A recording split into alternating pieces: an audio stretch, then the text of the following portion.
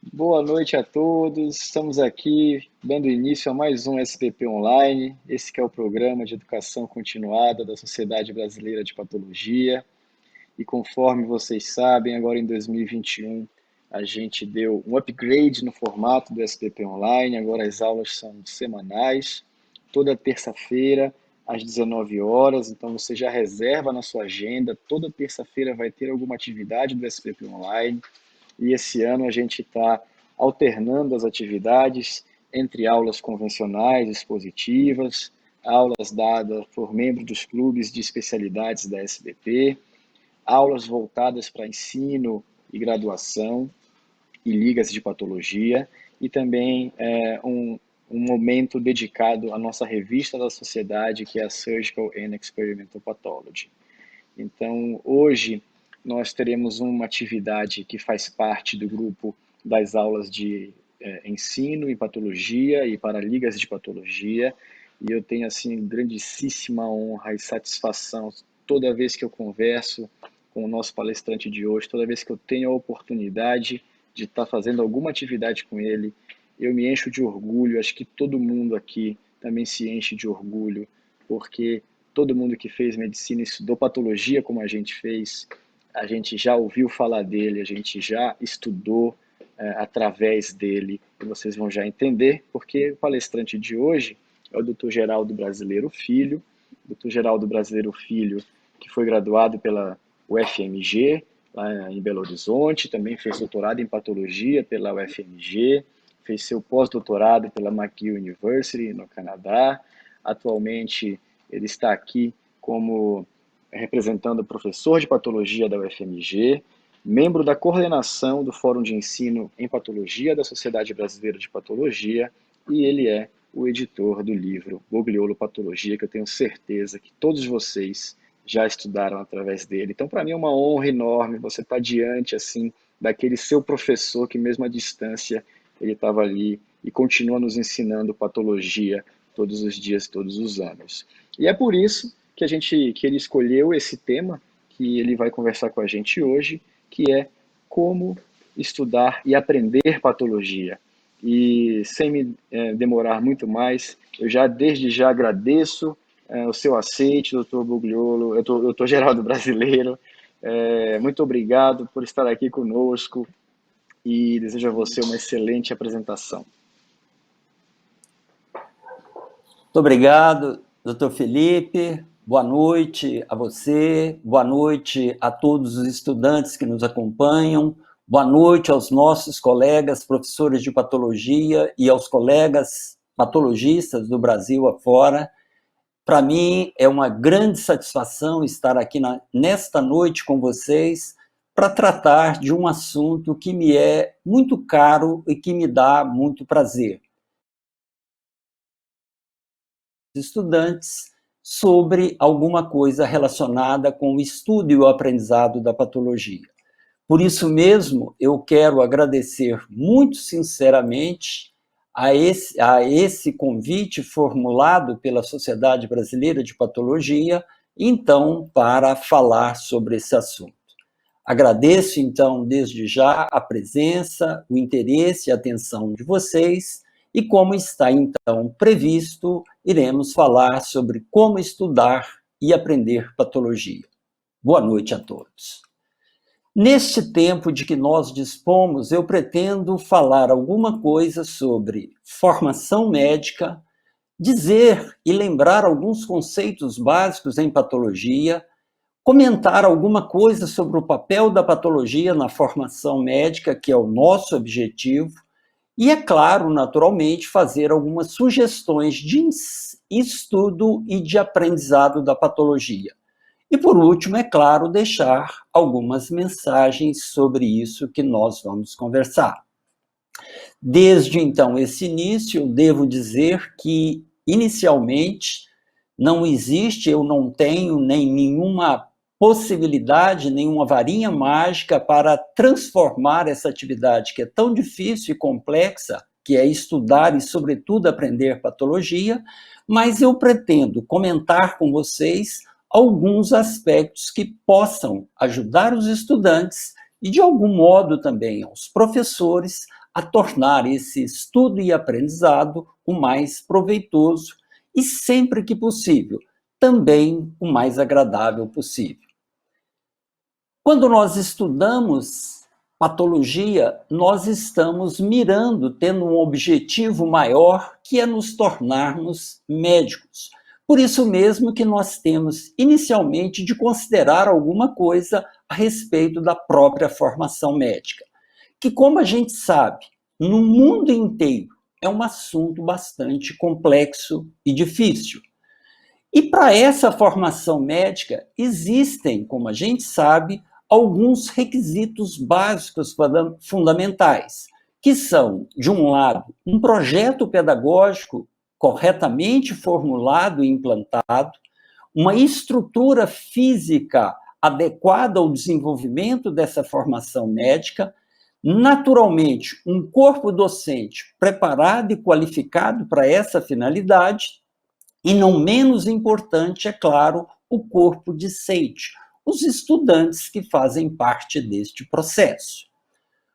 O projeto pedagógico de qualquer curso, em qualquer nível do ensino-aprendizado, ele é composto por alguns elementos fundamentais. De um lado, nós temos, os conteúdos curriculares. De outro lado, muito importante, é a metodologia de aplicação e de exploração desses conteúdos curriculares. E tudo isso converge, no caso nosso aqui no Brasil, nos últimos anos, para aquilo que é definido como as chamadas diretrizes curriculares nacionais, as famosas DCM. Essas diretrizes curriculares nacionais, no caso dos cursos de medicina, elas foram publicadas pela primeira vez em 2001, renovadas, atualizadas mais recentemente, agora em 2014, e elas cuidam essencialmente de alguns pontos fundamentais dentro desse processo de ensino-aprendizado. De um lado, elas cuidam naturalmente das bases da formação médica, que inclui, os conteúdos e a forma de apresentar esses conteúdos, cuida, e como uma tendência praticamente hoje universal na formação médica, que é a uma orientação para as competências que o médico deve adquirir durante a sua formação. Hoje, predominantemente, a gente tem os currículos orientados por competências. E essas competências que compreendem um conjunto de conhecimentos, habilidades e atitudes, elas são divididas em dois grandes grupos: competências gerais e competências específicas.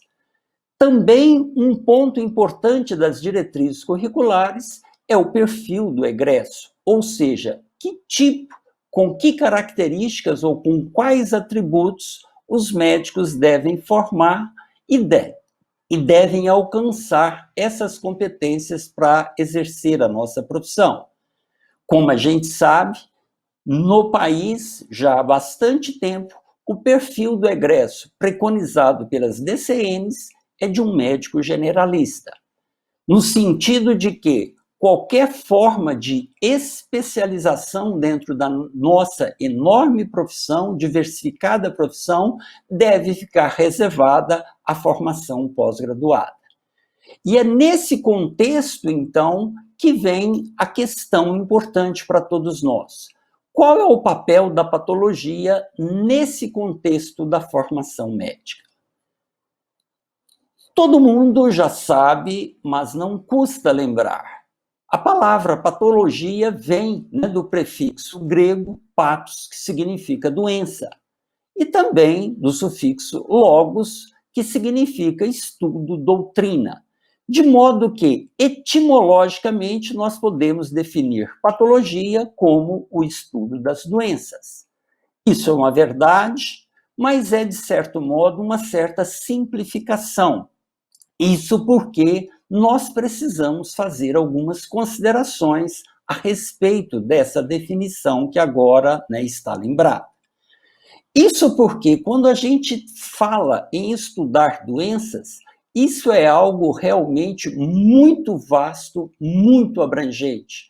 no sentido de que nós podemos estudar as doenças do ponto de vista das suas causas, ou seja, da sua etiologia, da patogênese, né, ou patogenia, das lesões morfológicas, e esse é um componente importantíssimo, central dentro da patologia, naturalmente, a fisiopatologia, ou seja, as alterações funcionais num órgão, num sistema, no organismo todo, quando existe uma doença qualquer em algum lugar. Naturalmente, estudar doenças, particularmente, né, um aprendizado não só na graduação, mas durante a vida toda, são as manifestações clínicas, é um dos grandes capítulos dos estudos da doença, porque essas manifestações clínicas, juntamente com outros componentes, vão possibilitar o quê? O diagnóstico, que é seguramente um dos maiores desafios que a profissão médica enfrenta. E isso, é claro, tem uma abrangência muito grande. Feito o diagnóstico, existem diversas modalidades de tratamento, medicamentoso, cirúrgico e de outras modalidades. Também igualmente importantes são os aspectos de profilaxia ou de prevenção das doenças. Ou seja, né, uma das formas que hoje, no século XXI, tem sido um dos maiores desafios contemporâneos, tentar evitar o aparecimento, né, dessas mesmas doenças. Esses aspectos todos até agora mencionados dizem respeito, sobretudo, o quê? Aquilo que a gente considera, chama dos componentes biológicos das doenças. São, inegavelmente, os mais importantes, mas não apenas eles que explicam, então, a compreensão e o estudo das doenças. Nós podemos estudar doenças também do ponto de vista, né, de vários aspectos sociais, econômicos, culturais, religiosos, ou seja, além da área estritamente biológica, existem vários outros componentes igualmente importantes no estudo das doenças. Tudo isso para dizer que estudar doenças nessa amplitude, nessa abrangência, é domínio o quê? Da medicina. A medicina, sim, que é a ciência e a arte de lidar com as doenças e com os doentes nesses seus vários aspectos. Aliás, o que se espera dos estudantes de medicina ao final do curso médico é que eles estejam preparados para lidar com as doenças e com os doentes sobre esses vários aspectos. Mas tudo isso, então, nos remete ao fato de que a patologia não cuida ou não lida com todos esses componentes. E aí sim, a gente pode agora compreender ou restringir o domínio da patologia. E como a gente sabe, a patologia cuida, de um lado, da etiologia das causas das doenças, a sua patogênese, ou seja, os mecanismos envolvidos no aparecimento dessas mesmas doenças, as lesões morfológicas, macroscópicas, microscópicas, ultraestruturais e cada vez mais as alterações moleculares que surgem nas doenças. Esse é um dos grandes pilares, né, da patologia, ou particularmente da anatomia patológica. Mas a patologia cuida também o quê? Das repercussões dessas mesmas doenças, representadas pela fisiopatologia já comentada e a evolução dessas mesmas doenças. Então, isso representa, na verdade, o quê? O domínio, o escopo do estudo das doenças dentro da nossa patologia. Como a gente pode perceber, então, a patologia cuida das doenças sob os pontos de vista da sua origem, do desenvolvimento e da evolução dessas mesmas doenças. A patologia, ela está dividida, ou é dividida, em duas grandes vertentes. De um lado, a patologia geral, que cuida dos aspectos comuns gerais das doenças de qualquer parte do organismo, de qualquer indivíduo, e temos a patologia especial. E essa patologia especial tem um componente médico, que nós estudamos, ou anatomia patológica convencionalmente considerada, estudamos então as doenças humanas, Tem a patologia odontológica, que também estuda doenças humanas, mas da cavidade oral, que tem muitas, né, particularidades e importância, e é um ponto, é uma porção, é uma parte muito importante da patologia. E, por último, nós temos a patologia veterinária. Os nossos colegas da veterinária estudam essas mesmas doenças com esses aspectos nos demais animais, né, do reino, né, humano. A patologia, como a gente acaba, né, de considerá-la, ela tem uma forte relação com outras disciplinas, né, envolvidas na formação médica. De um lado, então, nós poderíamos reunir aqui diversas disciplinas que, de um modo geral, pelo menos nos currículos tradicionais, convencionais, são estudados geralmente nos 2 primeiros anos. Então, é a morfologia convencional, citologia, anatomia, a morfologia e a estrutura molecular, a bioquímica, a genética, a biologia molecular, a parasitologia, microbiologia, a farmacologia, a imunologia, muito importante também a fisiologia, ou seja, são os conhecimentos básicos que fundamentam o quê? O aprendizado, o conhecimento da patologia. Então, o bom aprendizado da patologia pressupõe conhecimentos razoáveis sobre esses elementos, né, anteriormente comentados. E os conhecimentos da patologia, por sua vez, são importantes o quê? Dentro da prática médica, que vai orientar as ações do ponto de vista da clínica médica, da pediatria, da cirurgia, da ginecologia, obstetrícia, de certo modo também não só na saúde individual, mas também na saúde coletiva. Então, a patologia ocupa essa posição dentro desse processo formativo. A patologia geral, ela cuida de algumas lesões ou grupos de alterações, né, mais relevantes ou importantes. De um lado, patologia geral cuida de todos os processos ou condições que podem resultar em morte celular. E isso tem uma importância prática muito grande, porque morte celular está relacionado, está na base o quê? Dos infartos, de um modo geral, não só no coração, no sistema nervoso central, mas também em outros órgãos do nosso organismo. Morte celular também é muito importante em várias outras doenças de qualquer outros órgãos, mas principalmente lesões do sistema nervoso central que levam à morte, particularmente de neurônios. Isso, então, tem um interesse muito grande. Nós estudamos na patologia geral também as alterações circulatórias, particularmente edema, trombose e hemorragias, que estão na base também de boa parte de doenças primárias ou secundárias e que acabam sendo responsáveis o quê? Por morbidade e também por mortalidade. Nós estudamos na patologia geral também as neoplasias, particularmente o câncer. E é inegável que hoje, especialmente na atualidade, no mundo inteiro, né, o conhecimento de câncer é algo que vem sendo muito perseguido. Os progressos alcançados nessa doença, naturalmente, dependem o quê? Do melhor conhecimento que se tem sobre ela. É um dos pontos importantíssimos da patologia. Nós estudamos também as inflamações, que é um capítulo que eu considero dos mais importantes dentro da patologia, porque tem inúmeras implicações, como a gente vai ver logo a seguir.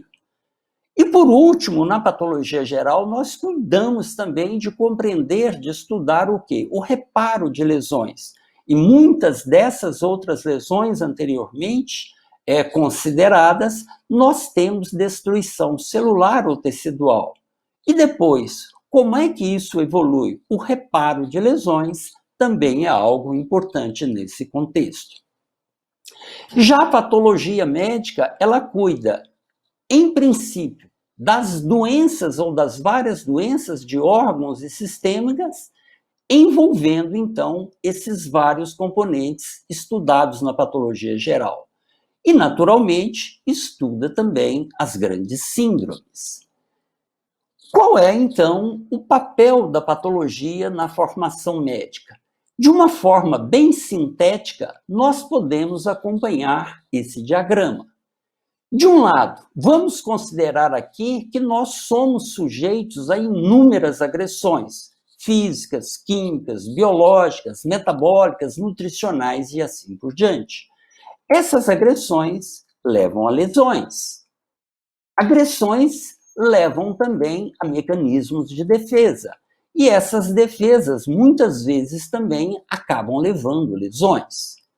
Do mesmo modo, agressões podem resultar em mecanismos ou em fenômenos adaptativos. E dentro dessas adaptações, algumas vezes a gente pode ter lesões. Ou seja, de várias fontes ou vias, nós podemos ter lesões em células e tecidos. E essas lesões levam ao aparecimento, então, das doenças. Agressões, por sua vez, estão relacionadas com a etiologia, a causa dessas doenças. Como também nós já comentamos, estão relacionados também com a patogênese, os mecanismos envolvidos nesse processo.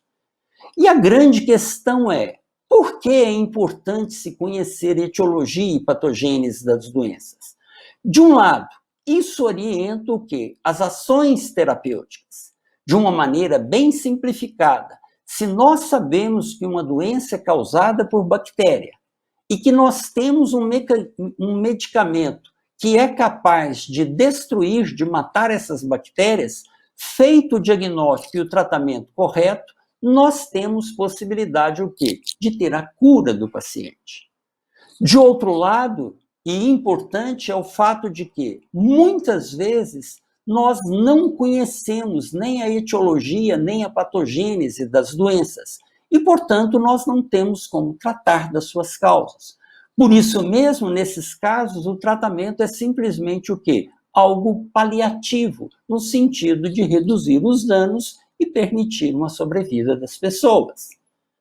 De outro lado, esses mesmos princípios dão base ao quê? As ações preventivas. E prevenção, aproveito para lembrar a todos, é hoje um dos grandes desafios, né, mundiais. Sabemos, inegavelmente, que a forma mais eficaz de enfrentar doenças é mediante o quê? A sua prevenção. E quando a gente fala prevenção, não apenas, né, mediante vacinas, no caso das doenças infecciosas, mas quando a gente conhece a etiologia, a patogênese de muitas doenças, nós podemos evitar ou diminuir a exposição a esses fatores, de modo a fazer também a prevenção. De outro lado, essas doenças levam a alterações morfológicas. E essas alterações morfológicas explicam o quê? O quadro clínico desses pacientes. De outro lado, com essas mesmas lesões e doenças, nós temos alterações fisiopatológicas, que, por sua vez, também explicam o quadro clínico desses indivíduos. Com o quadro clínico e outras medidas que o médico realiza, nós chegamos ao diagnóstico. E com o diagnóstico, nós temos as diferentes condutas que podem ser tomadas. Então, de uma forma bem simplificada, nós resumimos aqui qual é o papel da patologia dentro de todo esse processo de atenção à saúde. Nós colocamos aqui nessa parte central, aqui em vermelho, os componentes que a patologia cuida. E vejam que todos eles têm uma importância muito grande, o quê? Em todas as demais ações que os médicos praticam. Novamente, o que a gente pode dizer que a patologia cuida da origem, do desenvolvimento e da evolução das doenças. Por tudo isso, então, a gente pode dizer que a patologia e a formação médica andam muito juntas, no sentido de que, como vimos resumidamente agora, a patologia é uma boa base para o diagnóstico das doenças, não só clínico, como também os exames, né, e o diagnóstico por imagem, os diagnósticos por endoscopia, o conhecimento, então, dessas lesões morfológicas é muito importante para orientar esses outros diagnósticos. Sem contar o próprio exame anatomopatológico, que muitas vezes é o definidor do diagnóstico de muitas doenças prevalentes que a gente tem. Então, patologia tem uma importância muito grande. Primeiro, no diagnóstico. Como a gente comentou, muitas vezes ela fornece também bases para o tratamento e a prevenção. E muito importante, e aliás, dentro, né, do espírito até desse conjunto, né, de palestras da SBP, também a patologia contribui para a educação continuada, que é algo que hoje, no mundo inteiro, é algo tão importante. Não dá para a gente comentar vários aspectos das doenças, mas eu gostaria de chamar a atenção apenas para um desses aspectos, né, da patologia, particularmente da patologia geral, e especificamente falar alguma coisinha rápida a respeito das inflamações. Inflamação, como a gente sabe, é um processo altamente complexo que surge em resposta a uma quantidade muito grande de agressões das mais diferentes fontes. Ela está presente na maioria das doenças, né, que até há pouco tempo a gente considerava de outra natureza, de algum outro tipo. Hoje a gente considera que o componente inflamatório está presente em muitas doenças de diversos órgãos do nosso organismo. Inflamação, ela em princípio é uma reação que pretende ser defensiva para o organismo, mas muitas vezes ela também causa lesão tecidual. Por isso mesmo é que a gente tem doenças chamadas inflamatórias, não apenas que tem um componente da resposta inflamatória, mas por natureza essas doenças são inflamatórias. E nesse ponto, então, nós temos dois grandes grupos de doenças. As doenças autoimunes, por uma desregulação na resposta imunitária adaptativa, e as doenças chamadas autoinflamatórias, aquelas relacionadas com a desregulação da resposta inata inespecífica. O conhecimento sobre inflamação é importante, de um lado, porque muitas moléculas, dezenas, centenas de moléculas estão envolvidas e que podem ser ativadas por diversas formas ou diversas fontes. E nesse processo, com essa ativação, nós temos a liberação de várias moléculas chamadas conjuntamente de mediadores, particularmente as chamadas citocinas.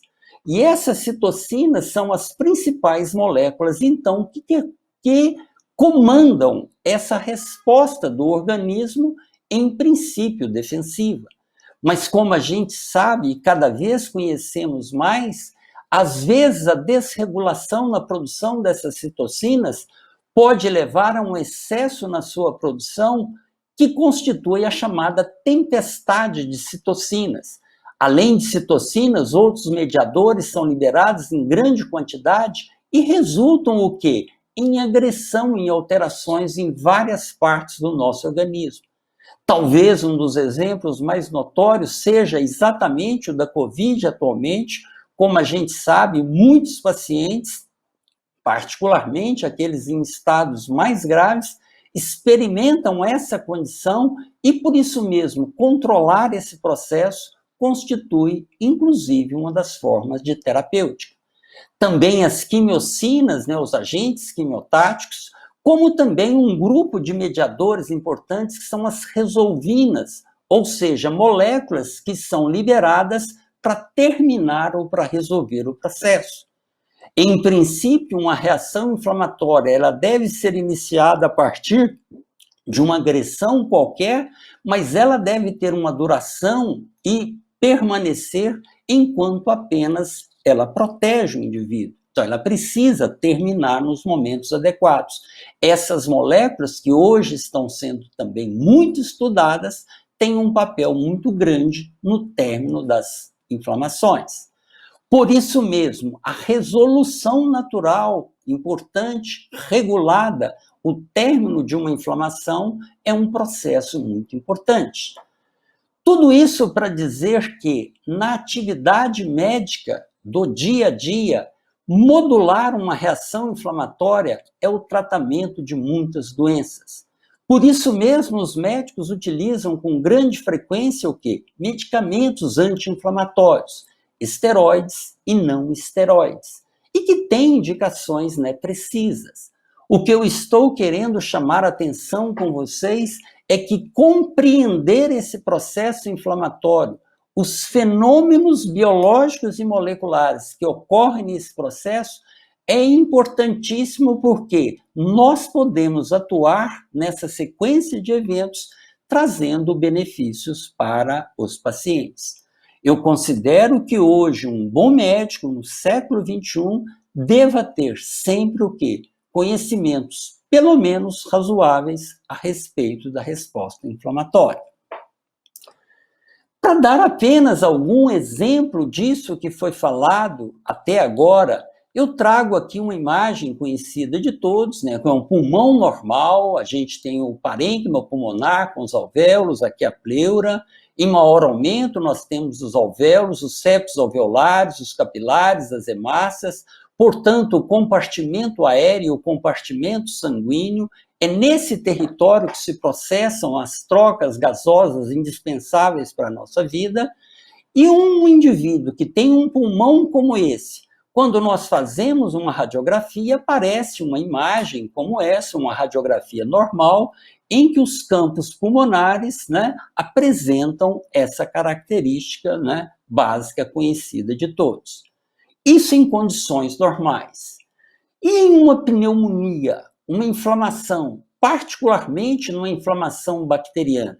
É esse o quadro que nós vemos caracteristicamente, os alvéolos, né, ocupados por esse exudato purulento, então aquele aspecto aerado, esponjoso, ficou perdido pela existência, pela presença desse infiltrado inflamatório. Em maior aumento também a mesma coisa, a gente consegue ver alguns septos alveolares, mas não tem mais ar circulando então nesse território. Então, é uma lesão, né, potencialmente muito grave, dependendo da sua extensão, é incompatível com a vida. Essa mesma pneumonia, ela leva esse infiltrado inflamatório com essas características, leva a alterações também macroscópicas. Então, aqui a gente tem um lobo pulmonar normal, neste outro está condensado, solidificado pelo infiltrado inflamatório. De modo que, quando a gente faz uma radiografia num paciente como esse, nós temos o quê? Uma imagem de condensação, de hipotransparência pulmonar, uma correspondência dos aspectos microscópicos, macroscópicos e radiográficos. Portanto, o conhecimento dessas alterações e lesões é fundamental para a gente compreender parte do quadro que os pacientes apresentam. Sem dizer que um indivíduo, um paciente que tem essas lesões parenquimatosas, vai apresentar um conjunto de sinais e sintomas próprios desse processo.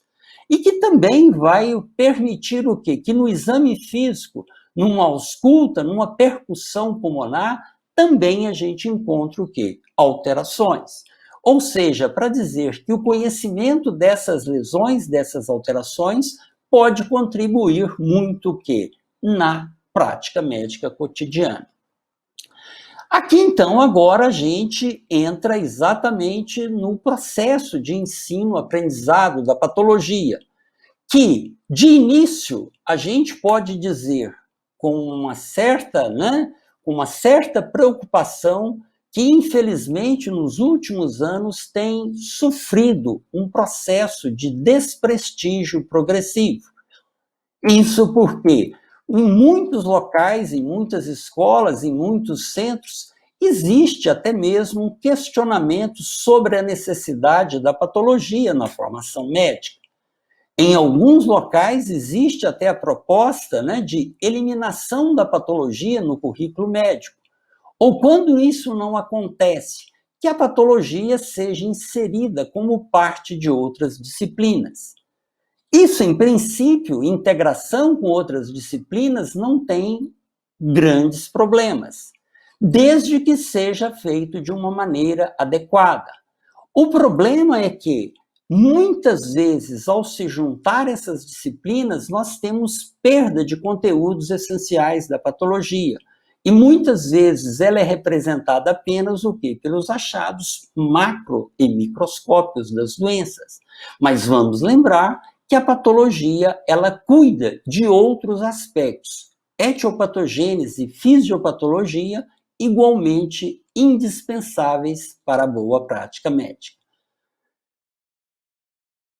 O que pode ou o que está contribuindo, então, para essa realidade?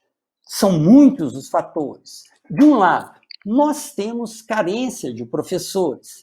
Isso particularmente em razão do crescimento da expansão descontrolada de escolas médicas no país, nós não temos professores de patologia para todos os cursos de medicina. E por isso mesmo, muitas vezes, professores não suficientemente preparados estão responsáveis por ofertar essas disciplinas. Muitos dos professores de patologia em escolas médicas não são patologistas.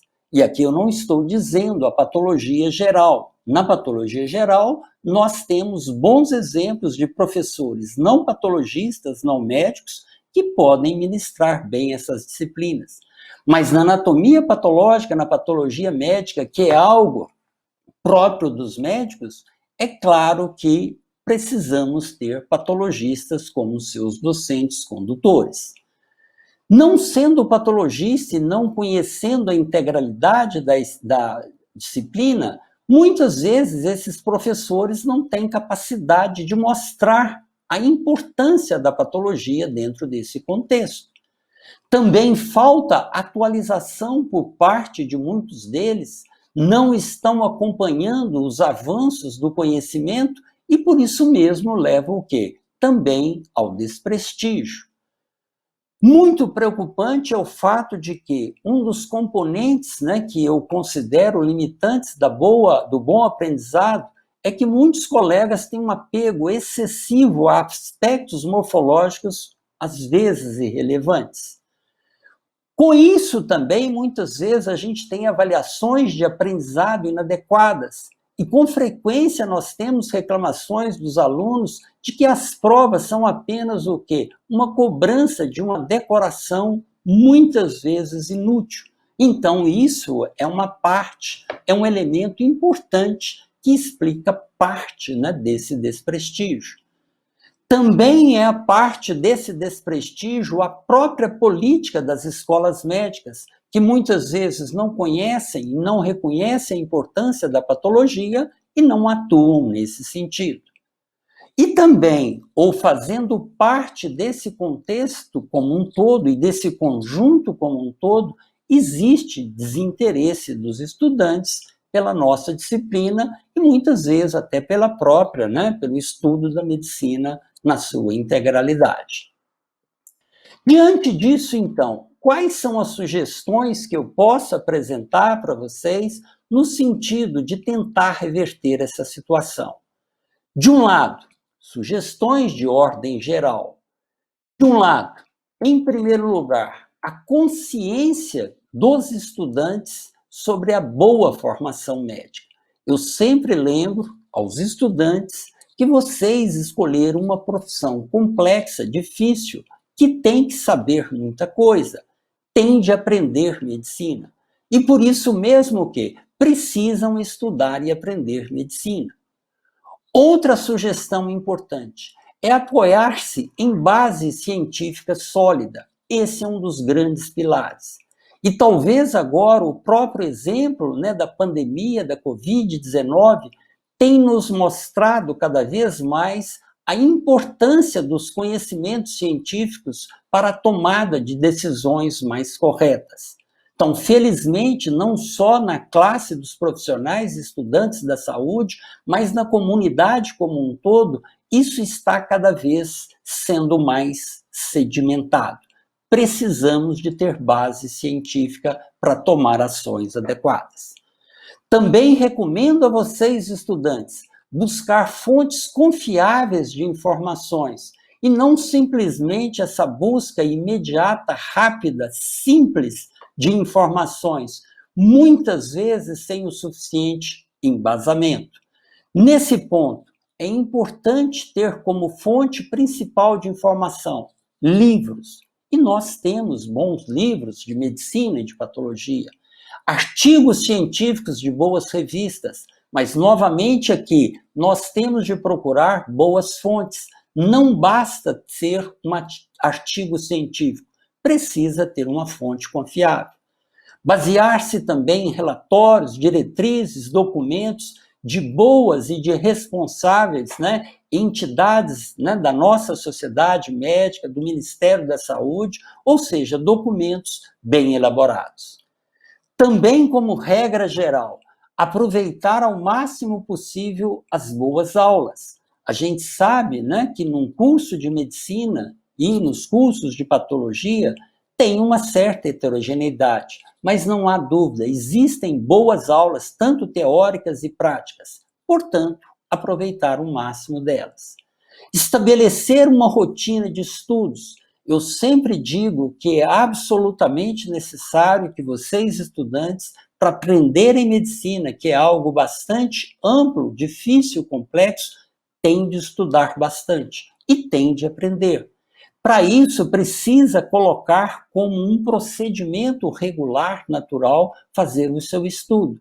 Não que a vida de vocês deva agora se resumir a estudo. Dá para fazer um monte de outras coisas, mas é preciso colocar uma disciplina nesse momento do estudo. Também é muito importante para essa finalidade a própria natureza da instituição de ensino. E aqui nós estamos falando, o bom aprendizado de patologia e de medicina depende muito o quê? De uma boa escola médica, da sua política, das suas ações, no sentido o quê? De ter uma boa formação. E, naturalmente, por último, mas não menos importante, é necessário ter bons professores de patologia. Chamei atenção agora há pouco, da importância desse fato, particularmente hoje que nós temos uma grande carência de professores, mas o que eu posso lhes garantir, sem bons professores, é claro que o ensino e, sobretudo, o aprendizado fica naturalmente comprometido. Quais são sugestões, então, específicas para isso? De um lado, é necessário, como nós mostramos anteriormente, o conhecimento das ciências básicas. Então, todos aqueles conhecimentos básicos que a gente adquire nos modelos tradicionais nos 2 primeiros anos do curso médico. Boa formação em bioquímica, em morfologia, em fisiologia, nas agressões, microbiologia, parasitologia, farmacologia e assim por diante. Precisamos ter sólida informação em ciências básicas. Também recomendo que nesse processo de aprendizado vocês se preocupem em assimilar e reproduzir conceitos. Quando a gente é capaz de definir ou conceituar uma entidade, a gente realmente conhece o principal sobre ela. Quando eu falo em conceito ou definição, não é aquilo que muitas vezes é exigido numa prova e que se responde de uma maneira automática. Então, por exemplo, enfisema pulmonar é a doença caracterizada assim assado. Não. Quando vocês estudarem qualquer doença, qualquer processo, procurem reter exatamente esses elementos fundamentais que caracterizam essas doenças.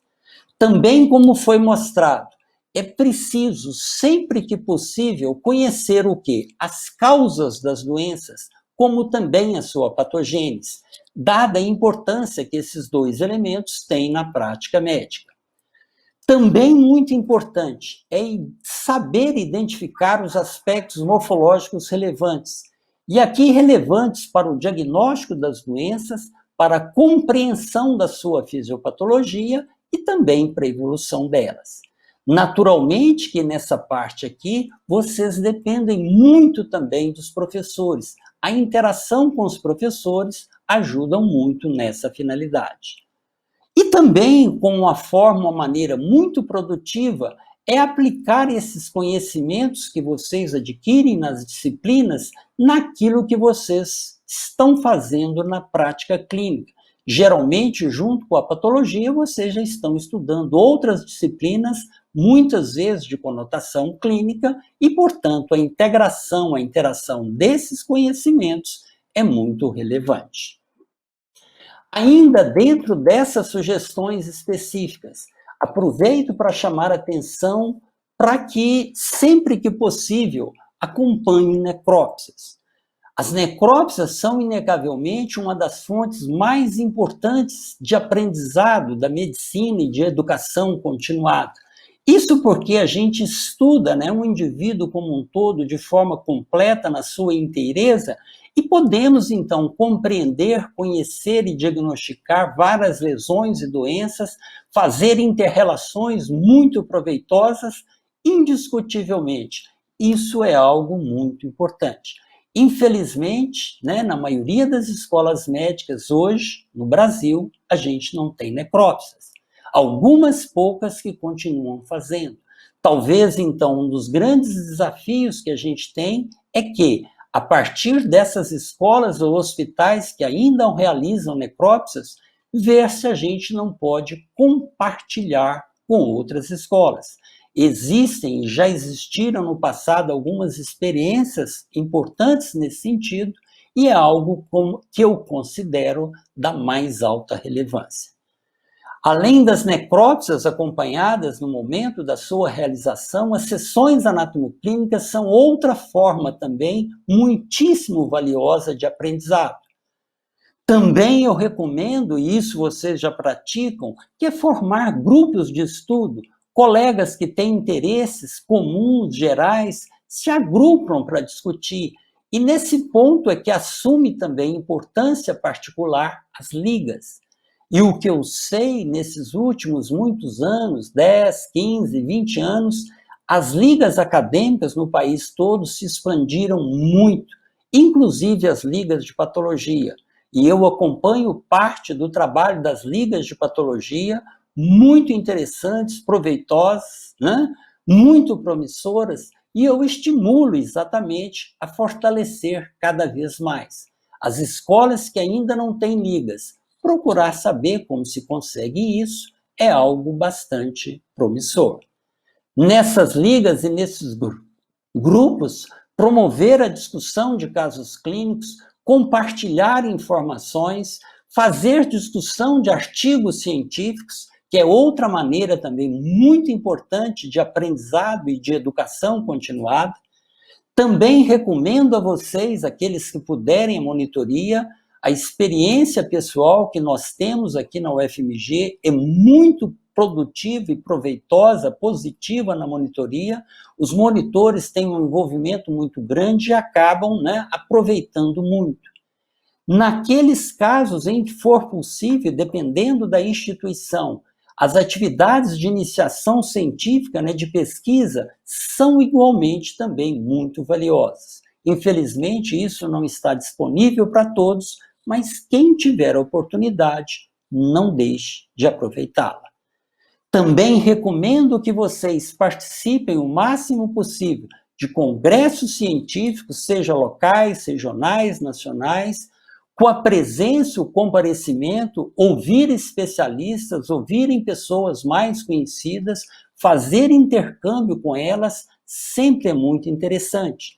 E também, sempre que possível, que vocês, estudantes, com a orientação, a ajuda, né, a participação de seus professores, levem casos, discutam casos, estudos ou mesmo, né, de pesquisas realizadas, porque também é outra forma muito proveitosa de aprender, de estudar e de aprender medicina. Falamos, então, com tudo isso, que a patologia tem uma grande importância e um impacto na formação médica. Isso porque, entre outras coisas e de maneira sintética, a patologia fornece uma base importante para a compreensão das doenças e fornece igualmente o quê? Bases para o exercício da medicina. É isso o que a gente procura ao longo do nosso processo. E então, para completar essas nossas considerações, como nós podemos melhorar a realidade presente, que é desafiadora? De um lado, nós temos uma parcela grande que cabe aos professores. E quanto a eles, nós temos de ter, de um lado, capacitação, que é um desafio grande. Como eu disse agora há pouco, muitos professores, em muitas escolas, não têm a formação suficiente, né, em patologia. Por isso mesmo, é muito importante que as escolas, as próprias escolas, tenham uma política adequada de capacitação, ou também de qualificação. Sempre que possível, esses professores devem também seguir cursos, né, de pós-graduação, formais ou informais, no sentido de melhorar o seu desempenho. Também é muito importante que as instituições de ensino tenham o devido reconhecimento dos professores, né? Nas instituições públicas, particularmente nas instituições particulares, com uma boa remuneração, mas também, é claro, ao se fazer reconhecimento e remuneração adequada dos docentes, também promovam o acompanhamento do seu trabalho. Então, as pessoas precisam, né, ser reconhecidas, valorizadas, mas têm de mostrar, então, aquilo que são capazes de fazer.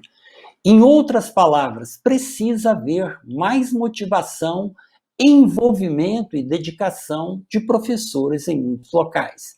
E nesse ponto é que vocês, estudantes, têm um papel importante ao interagir com seus professores dentro desse espírito, então, de que o conjunto de todos os envolvidos pode resultar em melhoria para todos. Tem também a parcela de vocês, estudantes, e nesse ponto, de novo, a consciência e a responsabilidade da profissão. Novamente, vocês escolheram uma profissão difícil e complexa, que exige muito aprendizado, muitas competências, precisam ter um envolvimento adequado necessário com o curso, precisam ter dedicação ao estudo. De novo, a vida não se resume a estudar patologia ou medicina, mas precisa ter uma dedicação efetiva a essa parte.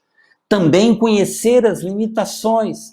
É claro, com essa pletora de conhecimento e informações, a gente não tem condições de estar atualizado sobre tudo.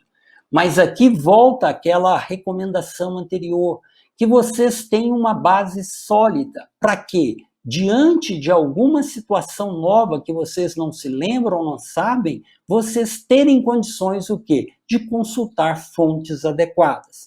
Sem uma base, nem com livros, nem com computador, nem com internet, vocês conseguem encontrar as informações necessárias. Também eu sempre chamo atenção, particularmente nos profissionais de saúde e, sobretudo, com os médicos. Precisa ter muito empenho em fazer bem feito e tem que ter muito compromisso com a qualidade. Eu sempre digo, né, e isso é uma constatação, que o Brasil precisa de mais médicos. É uma necessidade. Mas tanto como mais médicos, o Brasil precisa muito o quê? De bons médicos. Precisamos melhorar, sim, a qualidade daquilo que nós formamos. E, por último, a gente tem também uma parcela da própria Sociedade Brasileira de Patologia.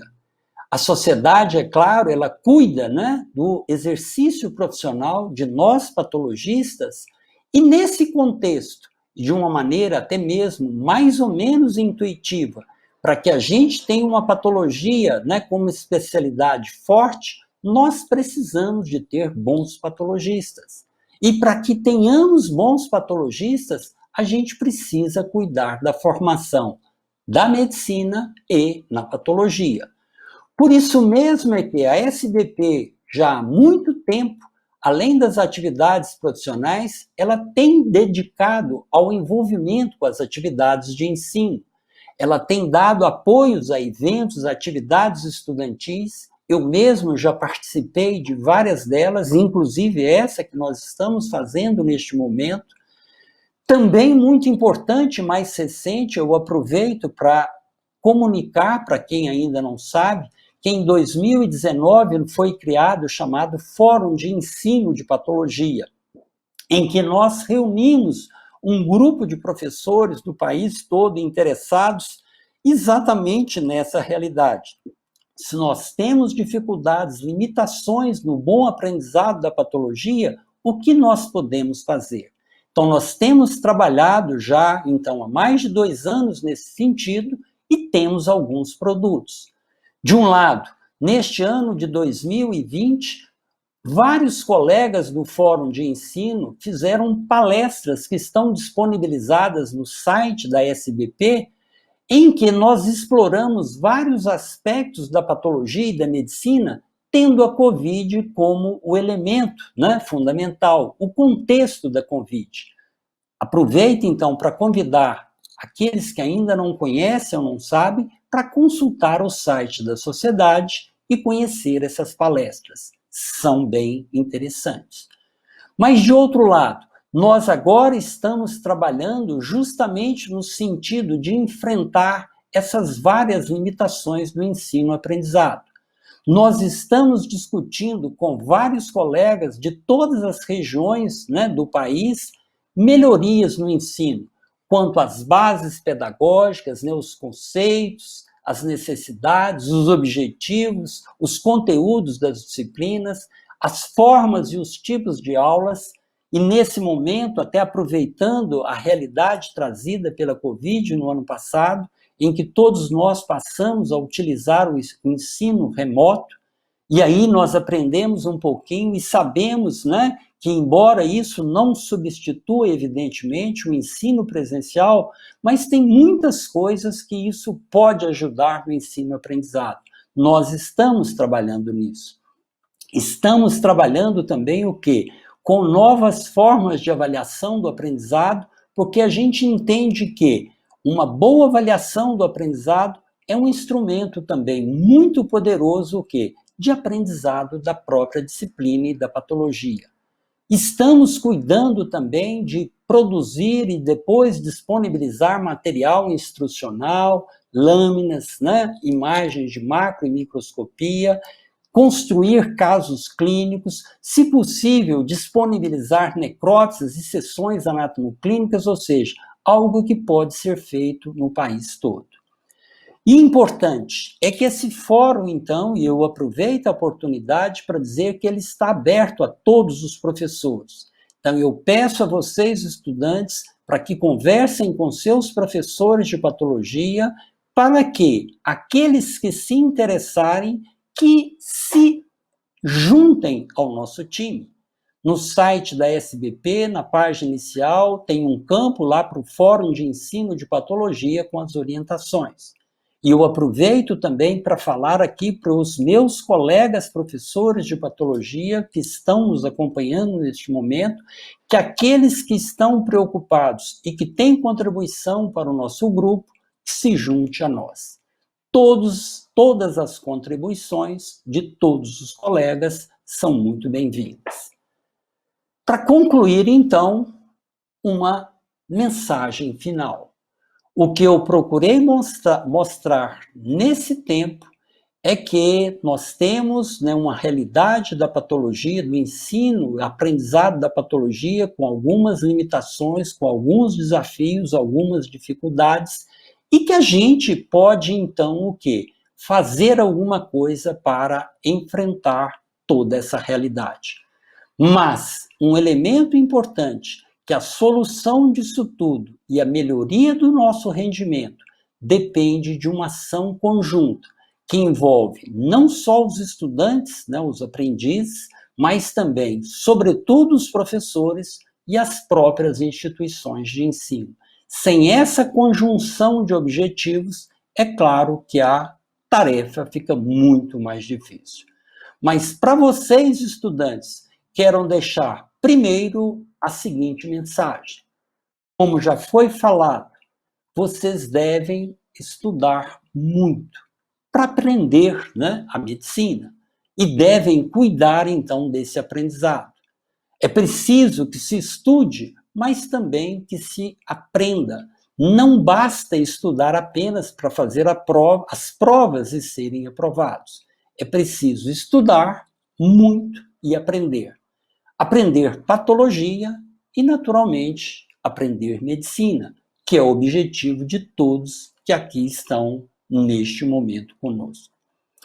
E a segunda mensagem que eu quero deixar a vocês é que, no contexto de tudo isso que foi falado, e uma vez seguidas, cumpridas, né, essas mensagens, essas recomendações, seguindo, né, esses preceitos que acabamos de dizer, eu gostaria de desejar a todos vocês, estudantes, muito sucesso, não só na sua formação médica e na patologia, naturalmente, mas, sobretudo, depois, na sua vida profissional.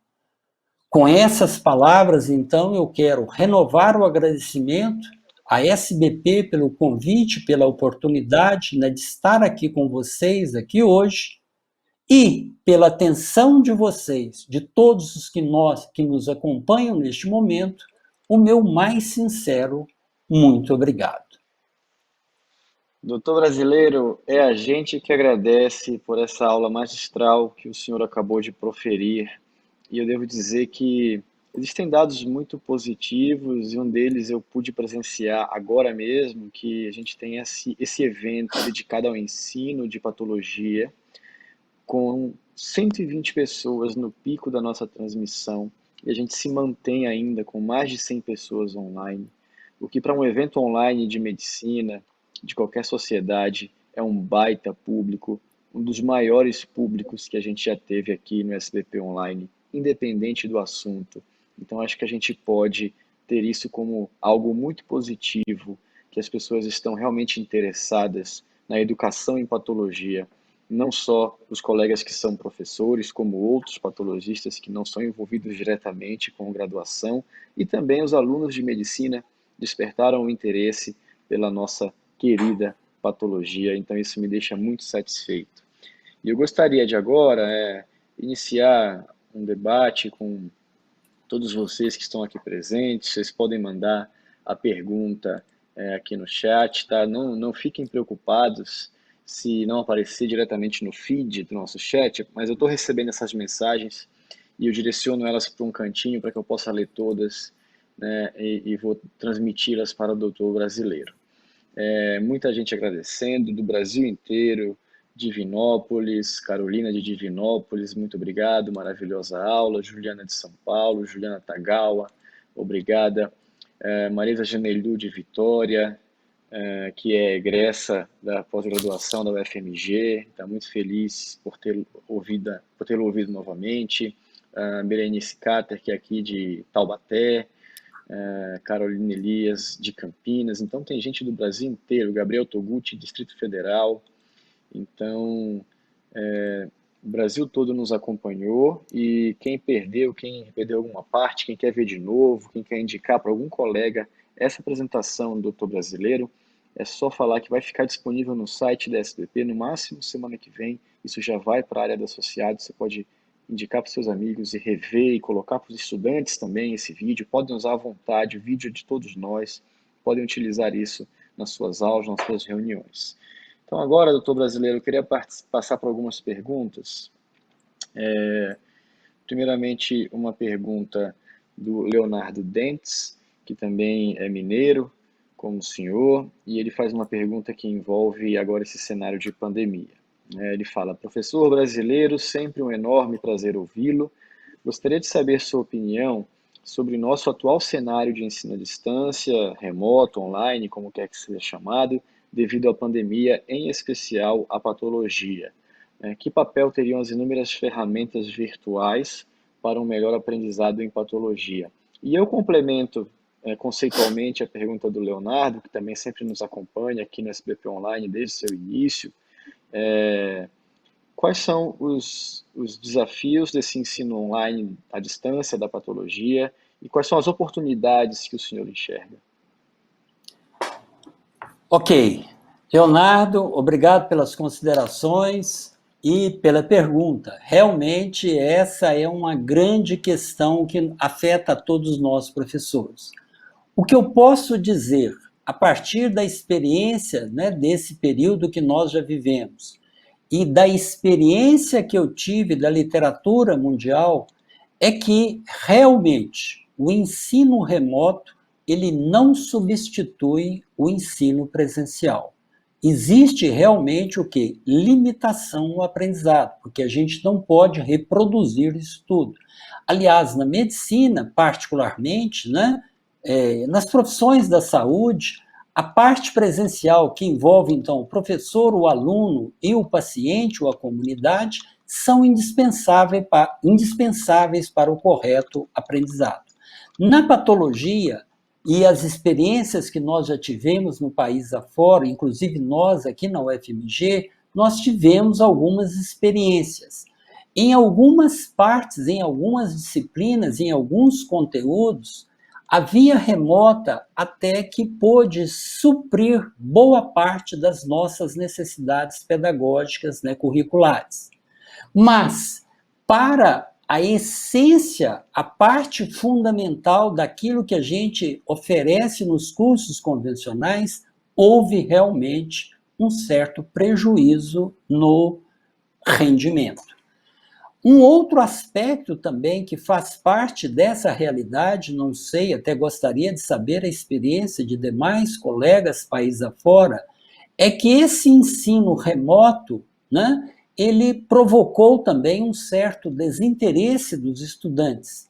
Inegavelmente, a gente teve uma menor procura, um menor acompanhamento nas diferentes atividades que nós oferecemos, né, por via remota, e, portanto, o quê?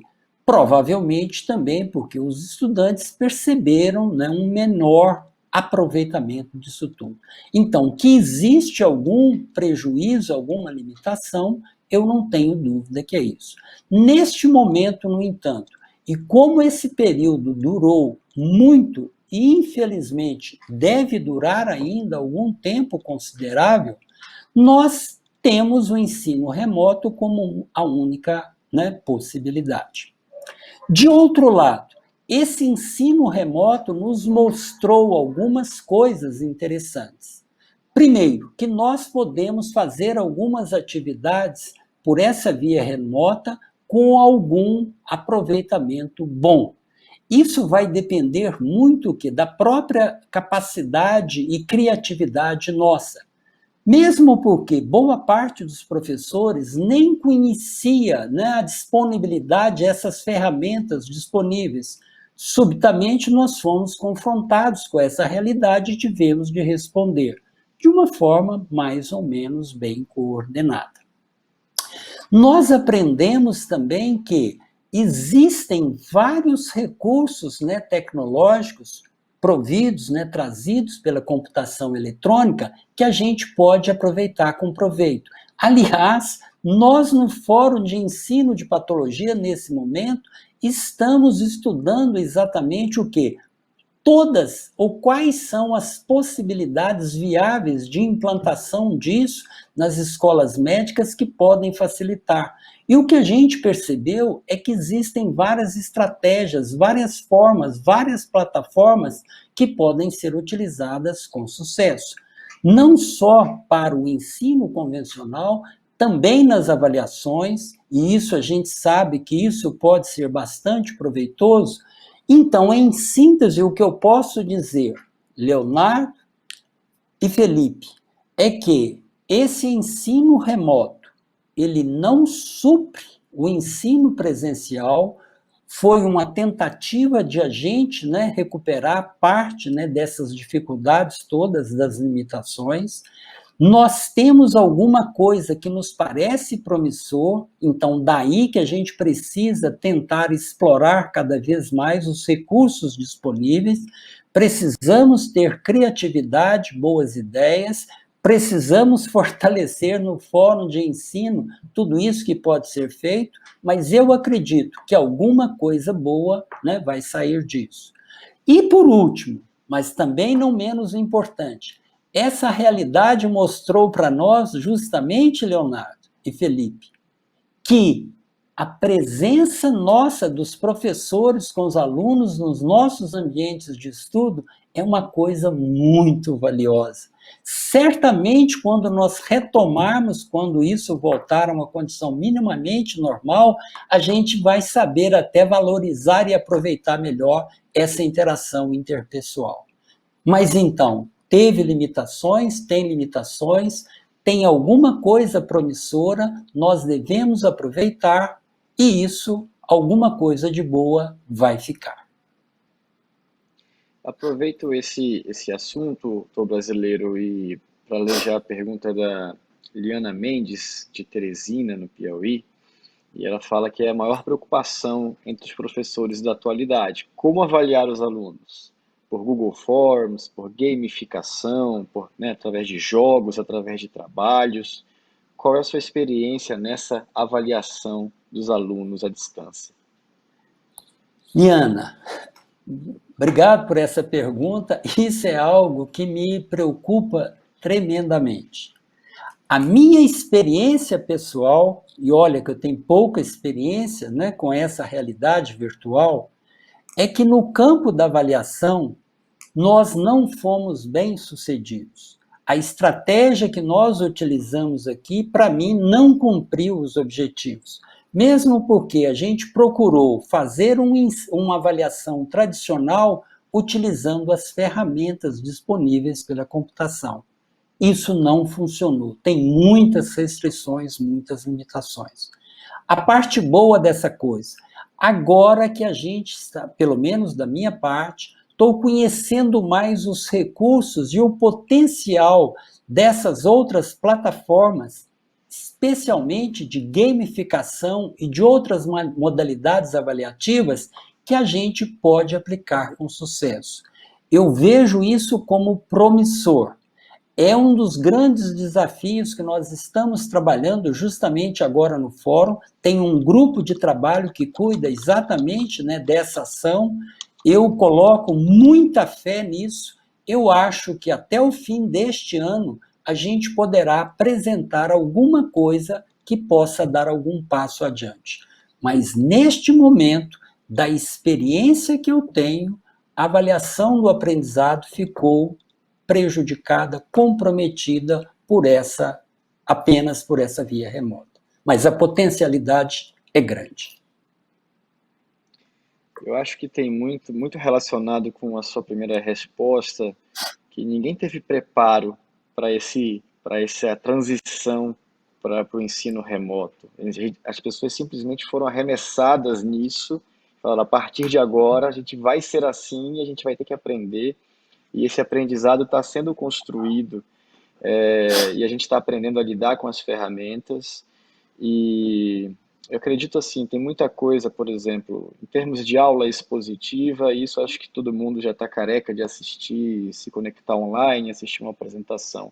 Talvez o ensino prático e esse contato interpessoal que fica mais prejudicado, mas pelo menos em relação à demonstração microscópica, aquela parte de aula prática que nós tínhamos no microscópio, muitas vezes até as ferramentas mais modernas são mais atrativas para os alunos que estão inseridos na informática desde que nasceram praticamente.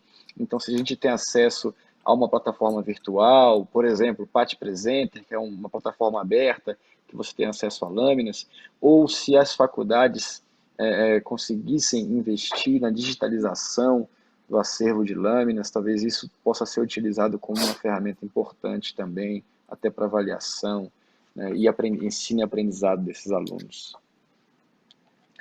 Felipe, só completando. Ah, sim. Não, só uma resposta, um comentário muito rápido, que realmente a transição foi brusca e todos nós nos vimos diante de uma realidade e tivemos de responder, né, rapidamente. Das aulas expositivas, realmente foi bem mais fácil preparar, não teve dificuldade. Aliás, a gente considera que isso também é promissor, porque a partir, então, dessas aulas gravadas, a gente possa ter mais compartilhamento, inclusive nacional. A gente sabe, por exemplo, que nas diferentes escolas médicas, no caso nosso da patologia, muitas vezes é difícil, por exemplo, ter alguém da sua especialidade, hematopatologia, uma neuropatologia e assim por diante. Nós podemos construir, e a gente está pensando isso também no fórum, de alguns colegas que têm realmente uma experiência, uma competência maior, de, então, elaborar essas aulas que possam ser compartilhadas. Então, isso eu acho que vai favorecer, né, a todo mundo. Com relação às aulas práticas, a gente teve dificuldade realmente em mostrar apenas, né, as imagens macro e micro, mas a gente entende que outras modalidades de atividade prática, a discussão de casos, a discussão de pequenas sessões anatomoclínicas, da realidade do dia a dia, isso também pode ser feito com um razoável aproveitamento pela via remota. Ou seja, nós estamos construindo experiências, e aí que é importante, especialmente no fórum, que os colegas tragam as suas experiências exitosas para que a gente possa difundir para o restante do país.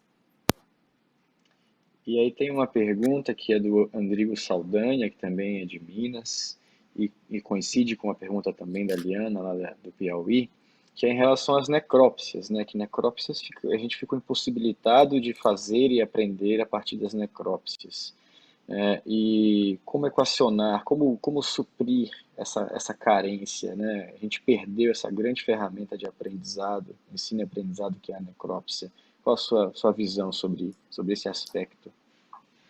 Olha, Rodrigo, então esse aspecto, esse assunto também tem enorme pertinência e, como eu disse agora há pouco, as necrópsias, para mim e para muitos colegas, naturalmente, é um instrumento muitíssimo valioso de aprendizado, mas agora, frente a essa realidade, pelo menos até a gente ter um pouco mais de conhecimento, inclusive com a segurança na realização de necrópsias, elas não estão sendo feitas na quase totalidade dos serviços.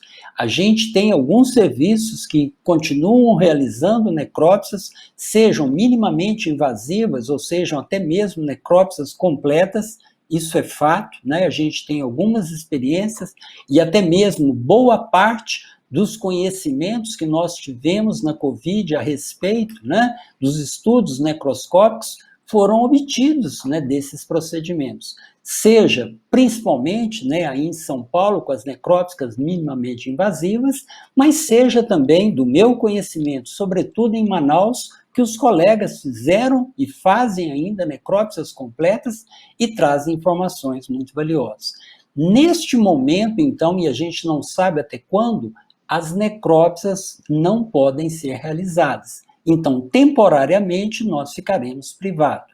Mas o importante é que a gente vislumbre, tenha no horizonte possibilidades de oferecer necrópsias ou alguma forma de os alunos interagir com necrópsias depois da pandemia. E é nesse ponto, então, especialmente sabendo que são muito poucos os serviços no país que realizam necrópsias, nós precisamos, mais do que nunca, ter compartilhamento. Os serviços que as realizam, sobretudo com os recursos proporcionados pela disseminação eletrônica, nós podemos ter esse compartilhamento. Já houve no passado, continua havendo algumas poucas experiências muito exitosas nisso. Inclusive, nesse ponto, Felipe, eu acho que a interação com a Sociedade Brasileira de Patologia, dentro dessas macroações integrativas no país todo, poderão resultar em benefício para todo mundo. Muito bem. Eu vou, para a última pergunta, eu vou condensar aqui tanto a pergunta do Frederico Santana, que é daqui, acho que de Marília, do interior de São Paulo, e também do Leonardo Dentes, que é de Minas, acho que é de Juiz de Fora, falando muito sobre esse desinteresse dos alunos pela especialidade de patologia, pela diminuição da formação de novos patologistas, né? E juntando as perguntas deles, é assim, o que o senhor acredita que causa esse desinteresse, essa falta de procura pela patologia, e se talvez uma valorização até econômica do patologista poderia ser um fator contributivo para atrair interesse dos alunos? Bom, obrigado, Frederico, Leonardo, novamente. De trás para frente, a valorização, né, econômica, o rendimento é algo que vale, é aplicável em qualquer especialidade. Conseguindo isso, é claro que isso vai ajudar bastante.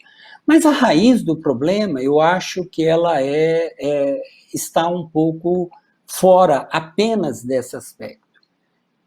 Felipe e colegas, eu entendo que a Sociedade Brasileira de Patologia percebeu, né, nesses últimos tempos, que realmente precisa de ações mais coordenadas, integradoras e nacionais, no sentido que de melhor divulgação e conhecimento da patologia na comunidade como um todo, particularmente entre os estudantes de medicina. A patologia ainda é pouco conhecida.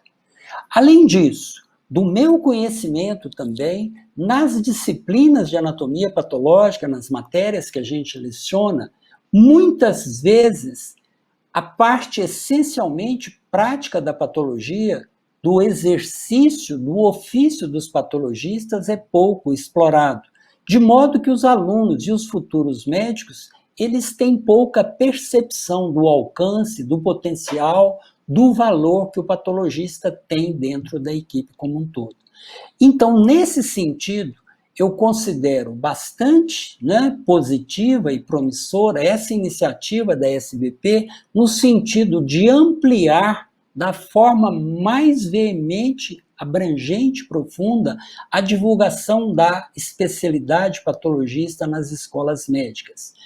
Dentro do ensino da patologia e dentro das bases curriculares, nós também no fórum estamos preocupados em também recomendar, inserir alguma coisa que além de aprender inflamação, além de aprender um adenocarcinoma pulmonar, que a gente tenha espaços preferencialmente repetitivos, continuados durante a disciplina, para mostrar qual é o papel do patologista e da patologia dentro das ações de medicina. Fazendo isso tudo, a gente realmente espera que nós vamos conseguir o quê? Maior interesse. Mas não há dúvida nenhuma que o interesse ainda está bem abaixo daquilo que é necessário.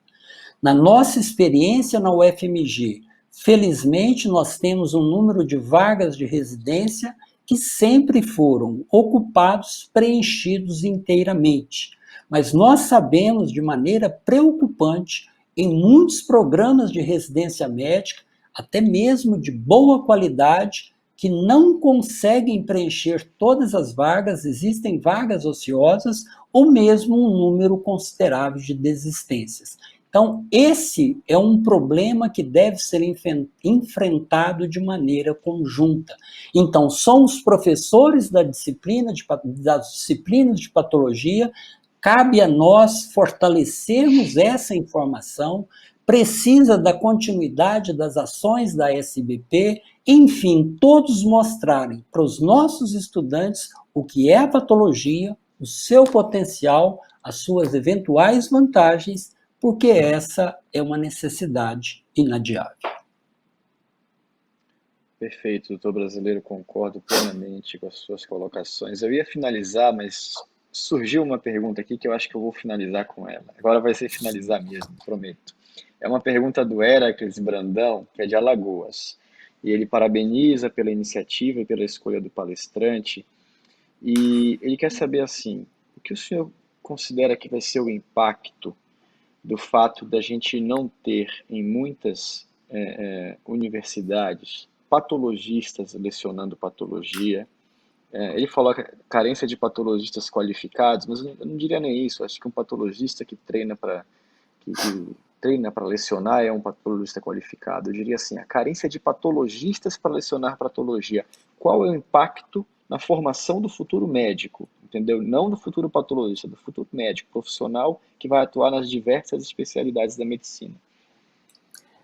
Olha, Obrigado também. Por favor, o Felipe, o nome Eric, quem fez a pergunta? Heracles. Heracles. Heracles Heracles. Brandão. Então, obrigado novamente pela pergunta. Isso realmente, né, é algo que nós estamos pensando, preocupados, e neste momento não vejo saída para essa realidade. Por quê? Em primeiro lugar, de um lado, se nós temos um número insuficiente de patologistas para atender às necessidades da especialidade médica, anatomia patológica, muito mais grave, muito mais séria ainda é a disponibilidade de docentes. Então, sempre houve uma carência. Se nós olharmos, então, nas diversas faculdades, não só nas particulares, mas também nas universidades, nas grandes universidades, quando se abrem concursos, muitas vezes, né, não se consegue vaga, não se consegue candidato para ingressar na docência. Então, esse é um problema. Se nós temos carência de patologistas profissionais para o exercício da patologia, mais grave ainda é a carência de professores. E não tendo professores patologistas, eu realmente vejo com grande preocupação. Aliás, Heracles, eu quero aproveitar a oportunidade para conclamar, né, todos os colegas professores que aqui estão, de todas as escolas. Nós já tentamos fazer isso em 2019 e 2020, vamos fazer agora novamente em 2021. Nós precisamos saber a realidade do ensino da patologia no Brasil. Nós sabemos, por exemplo, que em certo número de escolas médicas, quem está lecionando anatomia patológica, ou seja, patologia médica, não é patologista e muitas vezes não é médico, isso que você acaba de falar. Para mim, é um prejuízo muito sério, preocupante na formação, porque sem ser médico e sem ser patologista, é o que nós comentamos, o professor não reúne os atributos, as condições, enfim, as competências, justamente para mostrar a importância da patologia, o seu valor, aquilo que ela representa na formação e na prática médica. E aí, então, nós precisamos, porque eu sei que em certo número de escolas isso está acontecendo, mas nós não sabemos em quanto. Porque esse é um fato que nós devemos enfrentar, inclusive, em nível nacional. Tanto pela SBP, precisa de uma ação, inclusive no Ministério da Educação, a adequação de corpo docente nos cursos de medicina é alguma coisa até mesmo legal. O CFM, a própria docência, a formação médica.